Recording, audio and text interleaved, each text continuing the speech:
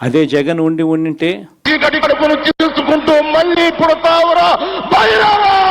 అసెంబ్లీలో ఏదో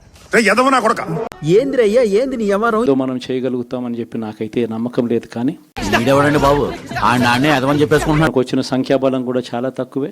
ఏమి చేశావు నేరం, నిన్నెక్కడంటింది పాపం. All humans almost gods. స్వామి ధర్మం చే స్వామి. ఓ వీడితో ఎందుకు వచ్చిన గొడవ? ఎంతో కొంత తీస్తే బెటర్. పైగా కౌరవ సామ్రాజ్యం లేకపోతా ఉన్నాం. వెనకటకెవడో ఏమీ చేయలేక మంగళవారం పైగా కౌరవ సామ్రాజ్యం లేకపోతా ఉన్నాం. ఏది నోటుకొస్తే అది మాట్లాడ. జగన్ ఓడిపోయాడు, నీకు ఛాన్స్ ఇవ్వాలి. ఇంకా నువ్వు హ్యాపీగా నీ ఒరిజినల్ క్యారెక్టర్ ఫాలో. ఇంకా చావలేదు అని ఒకడు అంటాడు. చచ్చేదాకా కొట్టాలి అని ఇంకొకడు అంటాడు. అసెంబ్లీలో ఏదో మనం చేయగలుగుతామని చెప్పి నాకైతే నమ్మకం లేదు. కానీ కౌంటర్ ఇచ్చావు కదరా నువ్వు. సరే విషయానికి వచ్చి అదే జగన్ పరిపాలనలో అడుక్కోవాలా? కులం చూడలేదు, మతం చూడలేదు, ప్రాంతం చూడలేదు, దేవుడున్నారా?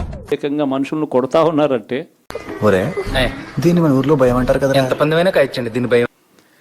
ఆస్తులను ధ్వంసం చేస్తా ఉన్నారు అని అంటే మన పరిపాలనలో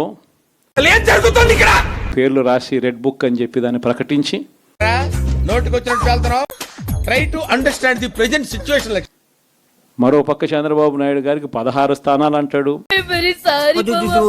నీకు ఫ్రెండ్ తెలిస్తే ఇంట్లో గుండు కొడతారు, తిండి కడ్డి కొడతారు. అందుకే నిన్ను తిడుతూ నటిస్తూ జీవిస్తూ నరకం అనిపిస్తున్నా. అదే జగన్ ఉండింటే ఎన్డీఏలో తానే చక్రం తిప్పుతా అన్నట్టుగా అనే ఓ మాట వరుసగా మోడీ పక్కనే కూర్చొని I can go, I will go. ఇలాంటి పరిస్థితుల్లో కూడా రాష్ట్రానికి రావాల్సిన ప్రత్యేక హోదా అడక్కపోవడం, వరుస తప్పుల్లో ఎవర్రా తప్పు, ఎవరు తప్పు, అన్నయ్యనే తప్పంటావా?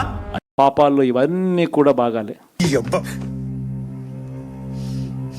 ఇంకొక మాట ఎక్కువ మాట్లాడేవాడిని చంపేస్తా నేను. శిశుపాలుని తప్పుల్లో కంట్రోల్. అదే వైఎస్ఆర్ కాంగ్రెస్ పార్టీ పాలన ఉండింటే అంత దారుణమైన నిర్ణయానికి ఎందుకు వచ్చారు? విద్యా దీవెన బటన్ అయిపోయిండేది. రైతు భరోసా పెండింగ్. వాడికి 100 తప్పులు ఛాన్స్ ఇచ్చా. 99 ఫినిష్, 1 బ్యాలెన్స్ పెండింగ్.